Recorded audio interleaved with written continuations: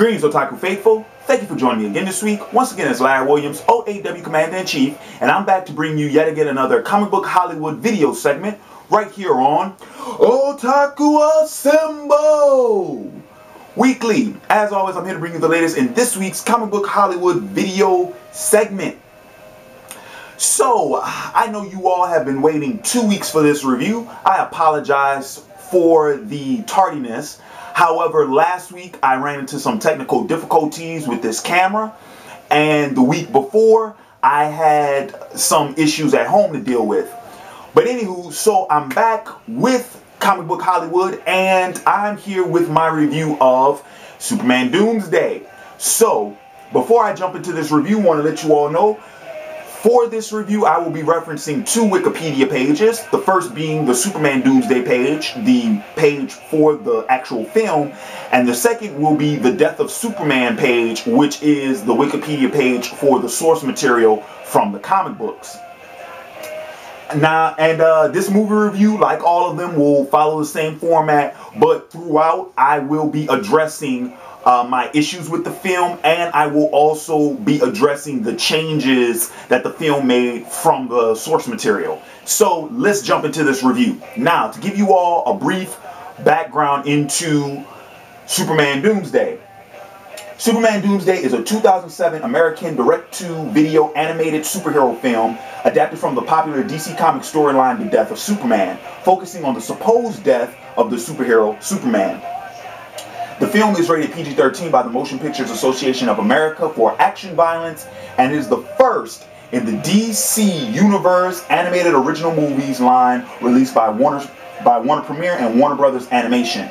It was followed by Justice League: The New Frontier, which was a damn good film, by the way, if you haven't all checked it out. Anywho, so let's do a brief summary of what Superman Doomsday is about. I shit you not. This is the entire plot of the film. An alien called Doomsday shows up on Earth. Superman fights them. Doomsday is defeated. Superman is killed in the process. A doppelganger Superman shows up in Metropolis. He wrecks shit. Superman returns from the dead and beats him. End of story. I shit you not.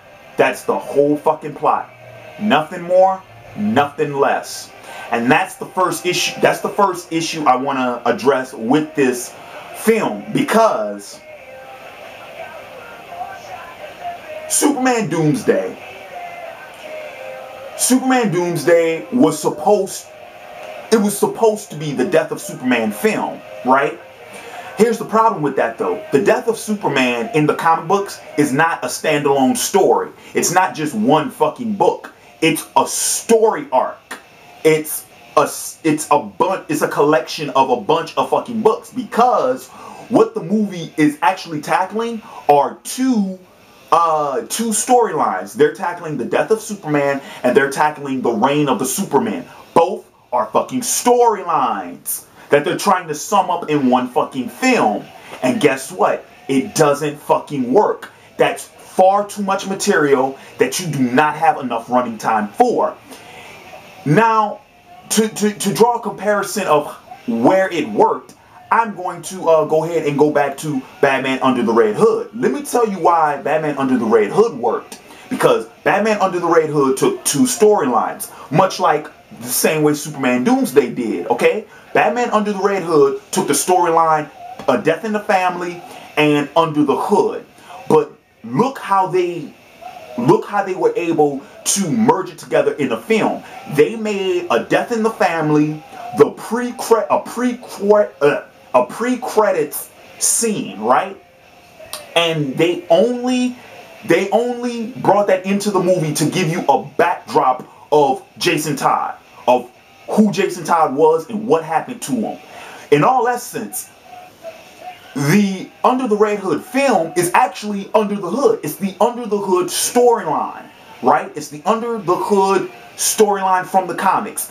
But Death in the Family, those elements, they plotted in there to give you a backdrop into Jason Todd's history. That was it. And it worked.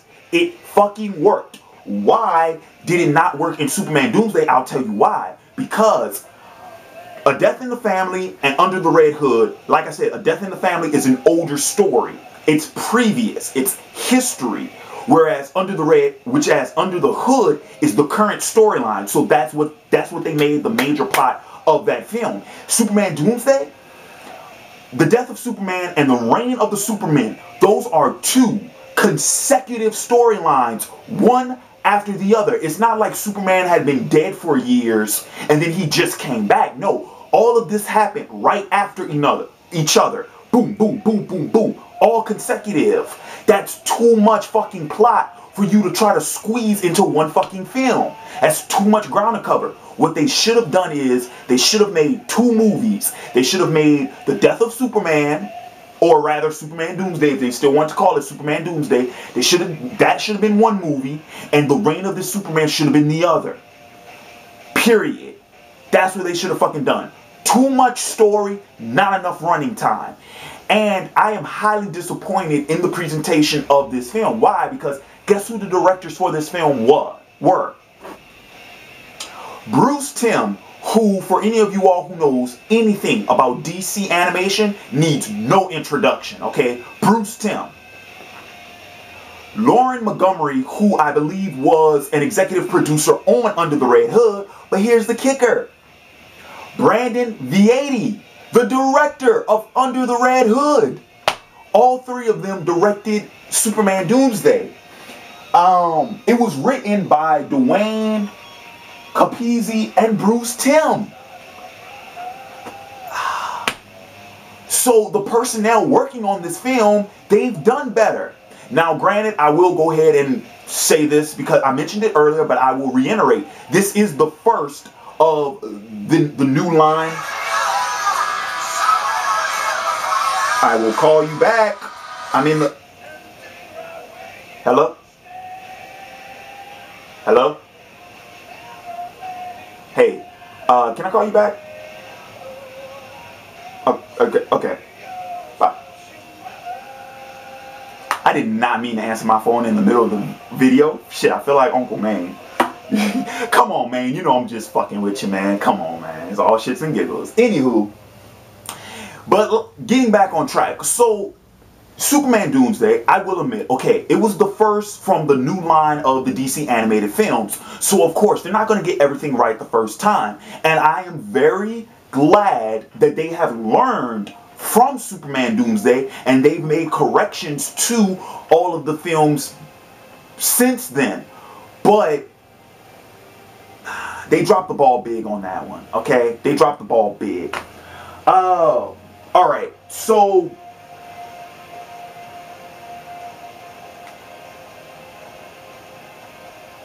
okay, I tell you what. All right, let's move. Let's finish going. Let's finish going with this. All right, the acting. Now, of course, it's an animated film, so my whole estimate, deduction of the acting will be based off of the voice acting, which once again, a huge disappointment. The cast, the main cast in this film, we have Adam Baldwin as Clark Kent / Kal-El / Superman, who I think did a decent job, but when you're measuring the performance of Adam Baldwin to Tim Daly, who's the Superman from the animated series, no comparison. Now, yeah, you could say that it's not fair that I judge Adam Baldwin's performance on his predecessor because he should be judged on his own, right?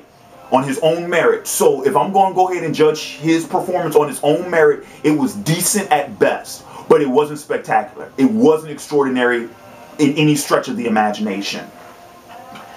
All right, we also had James Marsters, who I think did a great job as Lex Luthor. James Marsters, you all know from as Spike from Buffy the Vampire Slayer, as Brainiac from Smallville. He played Piccolo in that god-awful Dragonfell evolution. But James Marsters, he got Lex Luthor. He did a great job in that role. He also voices Lex Luthor for DC Universe Online, in which he also does a great job with that. James Marsters, I would say, had the best voice acting performance in this film. And to piggyback off of that, the second best performance in the film, in my opinion, was John DiMaggio as Toyman. You all will remember I praised John DiMaggio in my Under the Red Hood review for his performance of the Joker, and how he made the Joker into a very scary, a very sinister, dark, very creepy character. He did the same thing with Toyman. I don't think I've ever seen Toyman that creepy. I'm not talking about creepy as in, oh, he's crazy, or oh, he's a criminal mastermind. I'm talking about a character who actually instills fear in you, where you are actually afraid of this person. John DiMaggio has a voice that does that to these characters. He did it with the Joker and Under the Red Hood. He fucking pulled it off with Toyman in this. I mean, it was, and then the character design for Toyman also, with the shaggy black hair, the kind of like emo-esque look, it worked really well. Other performances I thought were good were Ray Wise as Perry White, I thought was spot on, and Adam Wally as Jimmy Olsen. Those two performances, I thought those were the characters. Boom, perfect. Which is going to bring me to the worst fucking voice acting performance in this goddamn film, which is Anne Heche as Lois Lane. I'm sorry. Horrible, abysmal performance. I mean, oh my god, it was so bad. And you know, it was hard enough watching this film the first time, but it was really fucking difficult having to rewatch it for the sake of this review. And the whole time I just wanted, Lois, shut the hell up, just shut up. It's like, her performance of Lois as a standalone performance was weak. Her voice did not exude the character at all. A good voice actor their voice should bring life into a two-dimensional character. She fails to do that. We do not get the sense of Lois. You really have to go into the movie knowing who Lois Lane was. If this was the first time you ever saw Superman, you ain't know who the fuck. You wouldn't get a sense of Lois from this film, and that goes into the writing, and that goes into the voice acting also. It was just abysmal. But compared to her predecessors, the other people who have done voiceovers for Lois Lane, abysmal. Abysmal at best. Terrible performance. Horrible. Alright, so the animation. Okay. You all have heard me say multiple times in my previous two Comic Book Hollywood reviews that with these DC animated films, there's a standard of animation that I expect from each one of them. To say that this was the first off that line, I didn't really know what to expect as far as animation quality goes for these films. So the fact that this was the first, I'll give it a pass as far as animation quality is concerned. But character design wise, I felt like this movie was lacking. I felt like the character designs were weak compared to some of the other. I mean, when you look at Superman character design from the Justice League series, when you look at Lex Luthor's design from the Justice League series, I mean, and then look at just look at the character designs in All-Star Superman. Look at the character designs in the Batman Superman movies. Yes. Is this the first off of that line? Yes. Does it get a pass based off of that fact? Yes. But at the same time, I felt that the animation quality was lacking in this film. I felt like it could have been better, especially since this came out in 2007. Come on, it could have been better. It really could have. To me, as far as like the animation quality, I think it was rushed. I don't think enough time was given. And visually, as a visual film, I didn't find it compelling. So the music in this film comes courtesy of Robert Krall, and I'll be honest with you, that's the best aspect of this film is the music. The music isn't even anything spectacular. I felt as if the music from, say, All-Star Superman was much better, but this music wasn't bad either. On its own merit, the music was fine, but that was it. And that, like I said, that's the best part of this film, and that's really not saying much. So, before I get into my rating, I want to address the final complaint I had with this film, and that was the PG-13 rating that the film got. Here's what happened. This film did not receive a PG-13 rating on its own merit because it garnered a PG-13 rating. This film was made to have a PG-13 rating. And that's the worst fucking way you can make a film. That is the worst fucking way you can make a film. I'm sorry. That same thing goes into films that are made to be like rated R, and then they tone them down to fit in the PG-13. But making a movie specifically to fit a rating, I think is bad. That is horrible. That is fucking horrible. Why? Because what you are doing is you are not making the material sincerely, and you aren't making it genuinely. You are purposely manipulating the material to fit some bullshit ideology of what you think the material should be because you want to have this certain rating. That's where they fucked up in this film. The action scenes in this film, number one, they aren't even that graphic. They aren't. The only thing that's graphic about the fucking fight scene, like the Superman Doomsday fight, the only thing that was graphic about it was that Superman spat out a pool of blood. That was it. That's not even that fucking graphic. It really isn't. No.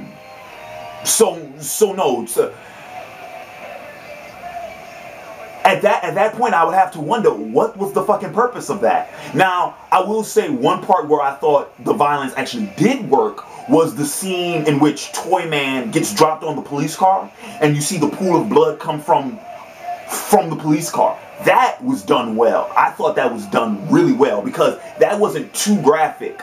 It's not like we saw the blood coming from his body. We saw it trailing. We saw it dripping from the car, like it was trailing from the car. I thought that was great. I thought that was. It wasn't ambiguous, but it was subtle enough to where we knew what happened. You see what I'm saying? We didn't need to see the blood coming from his body because we knew what happened, right? But the whole pool of blood coming from Superman's mouth, that was placed in there just so it can get this rating. And it's like, no. I mean, if he would have spat blood, okay, yeah, I could see that. But no, with the blood on the floor, no. And the fight scenes, let me tell you something. The fight scenes in this film aren't really that good. They're long, dragged out, and I shit you not. The second time I watched this film, I fell asleep on the final fight scene between Superman and the doppelganger Superman. I fell asleep. Because it was... I've seen it all before. Anybody who's ever watched anime knows that shit. That fight scene ain't shit. But let me tell you though, this film also has drug references because there's the scene in which Perry White is drinking in his office, and there's profanity in the dialogue that quite frankly doesn't deserve to be there. This unnecessary shit they put in the film to cater just so it could get a PG-13 rating in the hopes that more adults would pick up the movie. And you fail, sir. You fail, because that's not going to make adults want to pick it up. Because me being an adult, when I see that shit, I think you're just pandering. I think you're pandering to the preteen audience who the film is intended for, by throwing some mature shit in there. Like, oh, look, it's mature. Oh, look, it's dark and edgy. It's PG-13. It's PG-13. No, you fail. You fail miserably. And like I said, given the personnel that was on this film, I was highly disappointed. I was highly disappointed in Bruce Timm.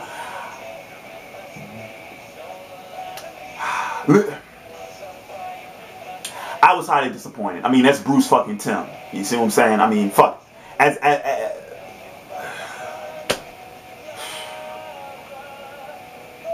What can I say? He can do better?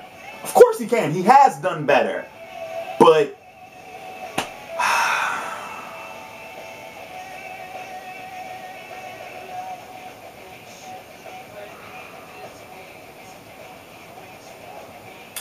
Anyway, I'm going to go ahead. I'm going to wrap up this review. My final rating on the film, out of 5 stars, I give it a 1. I give it a 1 out of 5, which is an F. 2 thumbs way down. This is, in my opinion, compared, as a standalone film, it's bad. As a standalone film, it's bad. But compared to all the other films that came down the line from the DCAU, it's horrible. It's garbage. This, like I said earlier, this film was followed by Justice League New Frontier, which was a fantastic film. When you look at all the films that came after Justice League New Frontier, Green Lantern First Flight, Batman Under the Red Hood, Gotham Knight, Batman Superman Apocalypse, which that was a great film but had horrible fucking advertising. Wonder Woman. You see what I'm saying? When you look at all those films compared to this one is garbage. It is garbage. So yeah, that's going to do it with my review. In the comments below, leave suggestions for my next Comic Book Hollywood review. And as always, thumb up the ones you want to see. Because like I said, the ones that got the thumbs up, those are the easiest ones to spot in all those comments. So you see one you like, thumb it up. And until next time, this has been Larry Williams, OAW Commander-in-Chief, signing off. And I'll catch you all later. Peace.